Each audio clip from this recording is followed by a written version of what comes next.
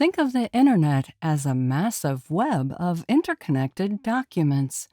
Those documents are connected with hypertext links, or hyperlinks for short. The pages of our website can also be interconnected by hyperlinks. When the user clicks on a link, the browser navigates to the specified page. We create hyperlinks using the A, short for anchor, element. The A element tells the browser, "Hey browser, link me." But link to what? The href, or hypertext reference attribute, defines the URL to the linked page. The content of the A element defines the text to display on the page. This is the text that's hyperlinked. When the user clicks on that text, the browser navigates to the defined URL. Here are a few tips for defining the A element content.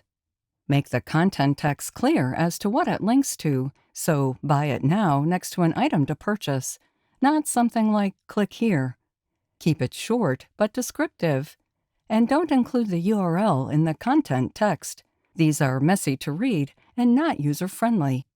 If we only specify the path and file name, or just the file name, not the domain name of the site, the provided URL is relative to the current folder.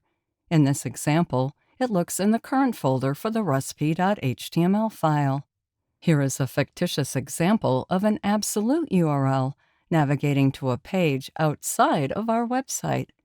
We can use the A elements to add links anywhere on our web pages. But before we just start adding links, it's a good idea to plan out how the user will access each page of the site. This plan is sometimes called a site map because it maps out how the user gets from one page to another on our site. Let's plan out our virtual pet cafe sitemap. We start with our index.html file, which is the home page. This is the first page that appears when the user accesses our website. From here, we want to link to our primary pages. The pet list page lists all our virtual pets. The Create My Pet page allows the user to create their own virtual pets. We'll create this page a bit later in this course. The My Pets List page lists all the virtual pets that the user created. We don't create this page in this course. We'll use our Pet List page to navigate to our pet detail pages. Each row in the table describes a pet, and we want to set up navigation so clicking on the pet name links to that pet's detail, and so on. We define links to ensure the user can reach every web page. The next step is to determine how each set of links appear. Will we have a navigation bar, a table with links, or will the links appear in line with our other content? A common approach for linking to the website's key features is to use a navigation bar.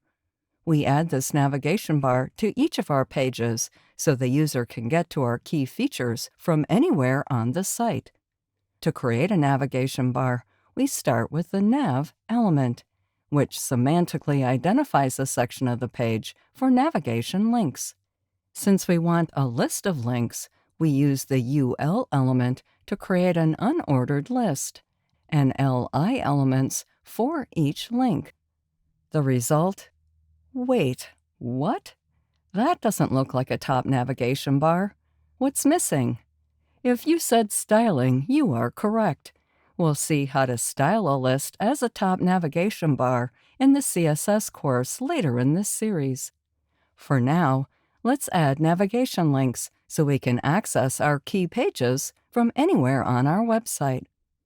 We are back in VS Code with the Pet Cafe folder open. Let's start in our index.html file and add links to our other key web pages. We want our top navigation bar to include our logo figure element, so we add the nav element nested within the header and around the figure. We'll drag the closing tag after the closing figure tag, and I'll reformat with Shift-Alt-F. That's Shift-Option-F on a Mac. Then move these attributes back to their own lines so we can better see them. Under the figure, we'll define the navigation links using an unordered list. We can manually create the elements, or we can again use emit and type UL for the unordered list element, greater than, and LI for the list item. We'll add ×4 for 4 links and press Tab. In each list item, we add an A element for the link. I'll again use emit to generate the element with the href attribute. Type A, press Ctrl-space to display the emit menu, then press Tab or Enter. For the first href attribute, we want a link to our Virtual Pet Cafe homepage, which is index.html. That way, the user can always get back to our main page. Between the A element tags, we set the content to Home. That's the name that will appear in the navigation bar. Tab to the next list item and use emit or manually create the A element. We'll define the link to the Meet Our Virtual Pets page, which is pet-list.html. Tab, and then set the content to Meet Our Virtual Pets. Tab again and create another A element. The next link is to our Create My Pet page, which we haven't built yet. Let's plan to call it pet-create.html. Tab, and we'll set the content to Create My Pet.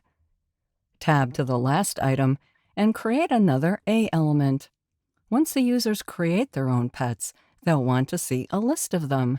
So at some future point, we'll add a page for this. But for now, we'll set the href to hash.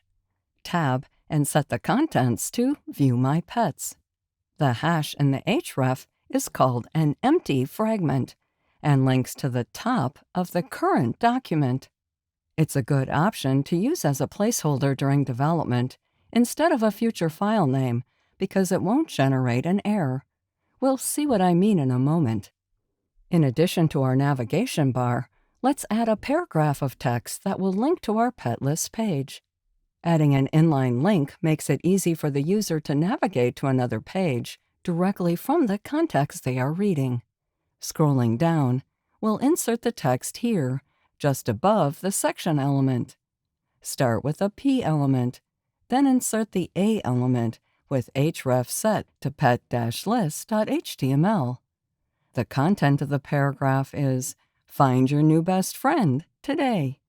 So we are recommending an action, finding a virtual pet, and providing the link to immediately perform that action, linking to our pet list page. If you already have this page displayed in the browser, bring up the browser.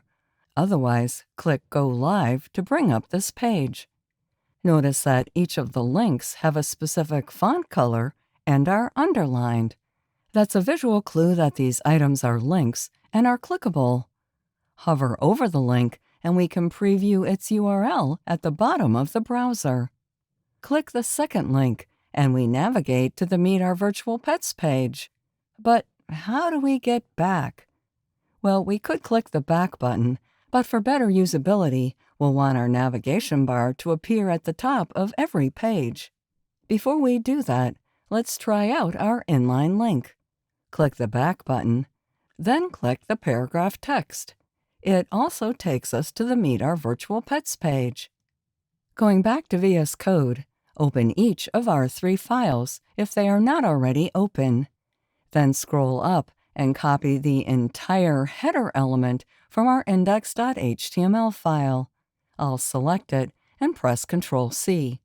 Then we'll paste it into our pet-list.html file here at the top of the body element.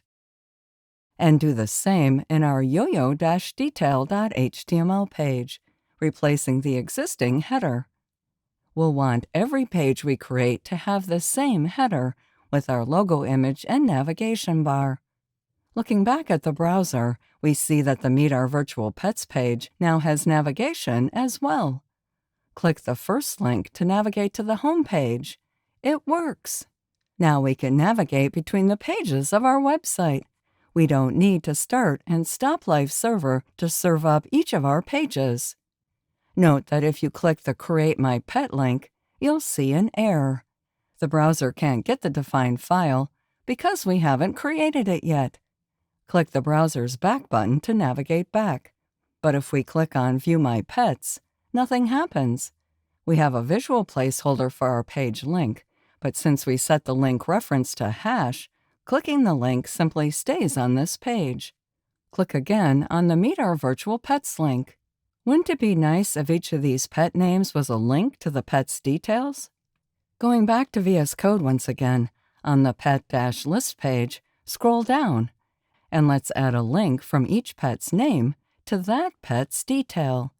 Here are the TD elements that display the pet names. Let's start with Yo-Yo. Add an A element in front of the name.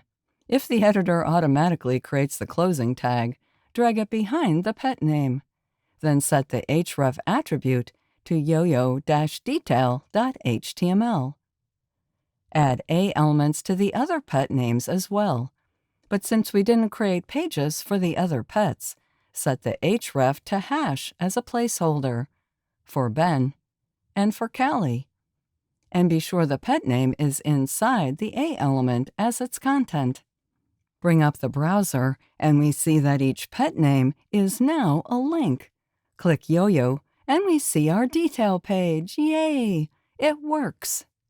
We now have a set of web pages that link together and form the start of our website. It's starting to feel real. Let's jump back to the slides. So, plan out your sitemap and lay out how a user will navigate between the pages of your site. Then use hypertext links, or hyperlinks, to link the pages together. The A element tells the browser to create a hyperlink. The href, or hypertext reference attribute, is required and defines the URL for the hyperlink, often another HTML file. The content of the A element is the user-friendly text describing the hyperlink, so the user knows what it navigates to. The user clicks on the text to navigate to the URL. Next up, let's add some interactive elements to our page.